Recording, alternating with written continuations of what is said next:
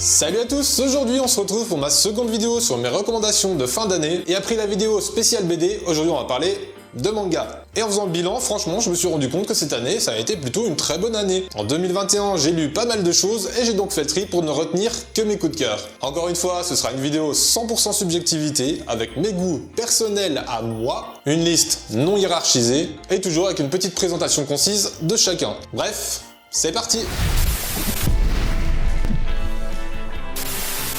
On commence avec Undead Unluck, véritable coup de cœur de cette année. Un vrai bonheur en termes d'originalité au pays du shonen où finalement tout commence un peu à se ressembler. L'histoire tourne autour de la rencontre entre Fuko et Andy, deux personnages que tout oppose et aux capacités particulières. Fuko est une jeune fille timide et introvertie qui porte une poisse mortelle à tous ceux qui la touchent. Andy, quant à lui, est un immortel égoïste et complètement barjot en quête de sa propre mort. Ce duo improbable va s'allier face à l'Union, une organisation qui élimine les gens comme eux, aussi appelés les annulateurs.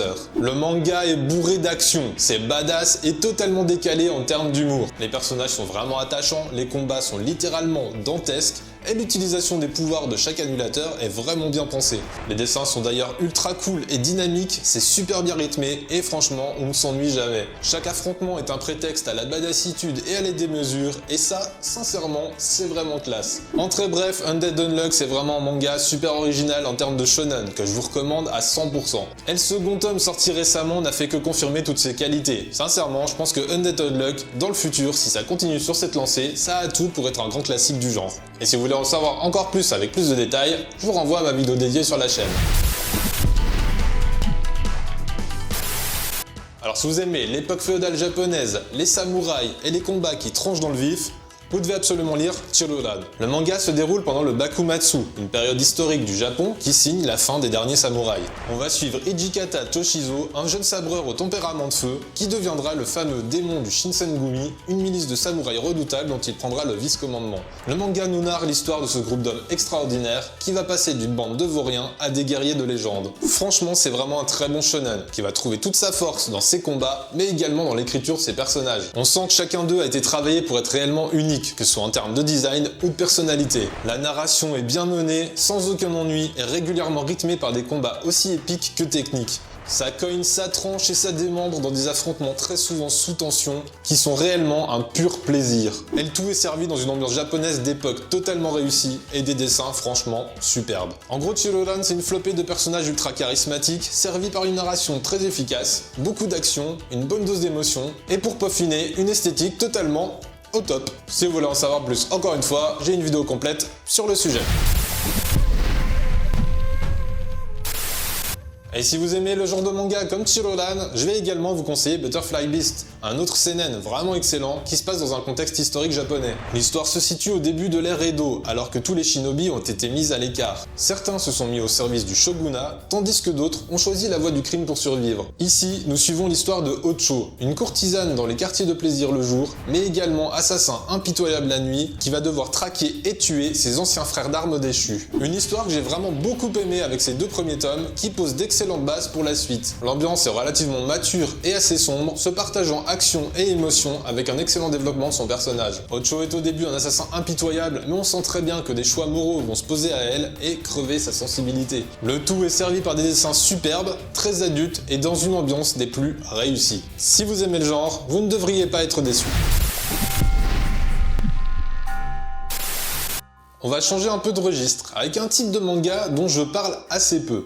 Les mangas d'horreur. Et parmi eux, je vais vous recommander l'intégrale de Tomie, écrit par le maître du genre, le Stephen King du manga, Junji Ito. Par contre, âme sensible, s'abstenir. Tomie est le mal incarné. Reconnaissable entre mille grâce à ses longs cheveux et son grain de beauté sous son œil gauche, elle attise les passions chez tous les hommes qui croisent son regard. Ses victimes, déchirées entre amour et folie, sombrent peu à peu jusqu'à commettre l'indicible et l'assassiner dans d'atroces circonstances. Mais le monde ne pourra jamais se débarrasser de Tomie. Pire que ça, son pouvoir s'accroît inexorablement à chacune de ses renaissances. Avec Tomie, on se retrouve face à des événements plus dérangeants les uns que les autres, qui vont vous mettre extrêmement mal à l'aise, plaisent, mais qui en même temps vont créer une sorte de fascination morbide qui va toujours vous donner envie de continuer la lecture. Le manga joue autant sur le gore que sur le psychologique, avec par-dessus une bonne couche de paranormal, et franchement, on est autant horrifié par la violence de certaines scènes que par la folie des différents personnages. Si vous aimez le genre, c'est vraiment un incontournable, d'autant que Mangetsu met vraiment l'auteur à l'honneur avec des éditions totalement sublimes. Non mais matez-moi ce pavé, petite dorure, préface, couverture rigide, la totale. Et je peux également vous recommander Censor, du même auteur, qui est tout aussi dérangeant, mais beaucoup moins gore. Bref, si vous n'êtes pas sensible, foncez.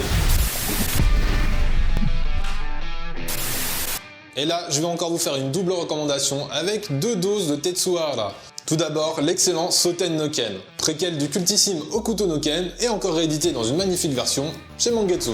L'histoire se déroule dans le Shanghai des années 30, qui est alors sous le contrôle de l'Union du Pavot Sanglant, un syndicat de la pègre qui contrôle la ville par la violence et le chaos. Kazumi Kenshiro, aussi connu sous le nom de Yan Wang, le roi des enfers, n'est alors qu'un jeune professeur au Japon. Il semble mener une vie calme et rangée jusqu'à ce que des événements fassent remonter son passé. Cet héritier du Hokuto Shinken va ainsi se lancer dans une vendetta sanglante, parsemée de violence, mais aussi de beaucoup d'émotions. Une préquelle que je trouve particulièrement excellente, c'est peut-être même mon coup de cœur du moment. Je crois que j'avais déjà vu l'anime il y a des années de ça, et franchement j'avais bien aimé, mais le lire en manga, c'est tout autre chose. Le récit se construit petit à petit, développe ses différents personnages, leur passé et leurs liens les uns avec les autres. On évolue dans une ambiance noire où des hommes d'honneur essaient de s'imposer dans une société pervertie et sans aucune morale. Les bastons sont épiques et aussi violentes que prenantes, mettant à l'honneur la badassitude et la virilité débordante de ses protagonistes. Bien sûr, le tout est servi sur un plateau d'argent, grâce à la patte graphique si connue et si caractéristique de Tetsuro Hara. Tetsuro Hara qui, pour moi, est le maître pour donner vie à ce mélange de virilité excessive et d'émotions sincères. Si vous aimez cette vibe des années 90 avec des mecs complètement bourrés à la testostérone mais qui en même temps savent verser des larmes, vous devez absolument lire ce préquel à Hokuto no Ken. Encore dans une magnifique version. Toujours.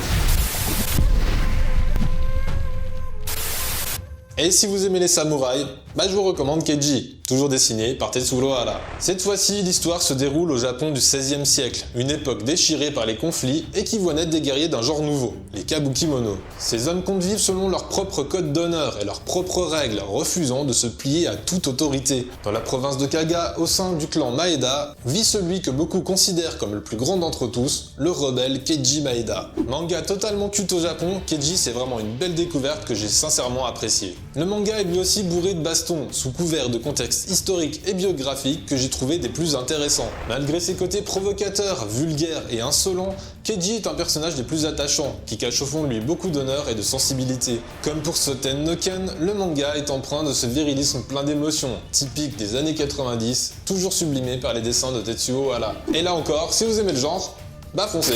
Voilà pour cette sélection 100% subjective de mes coups de cœur manga 2021. Et en fait, à part Undead Unluck, je me rends compte qu'il n'y avait que des mangas de chez Mangetsu. Et en même temps, c'est logique, parce que c'est un excellent éditeur en termes de choix, comme de réalisation. On se retrouve bientôt pour la dernière vidéo spéciale comics. Alors n'oubliez pas de vous abonner pour soutenir la chaîne. Et en attendant, de joyeuses fêtes. Ciao.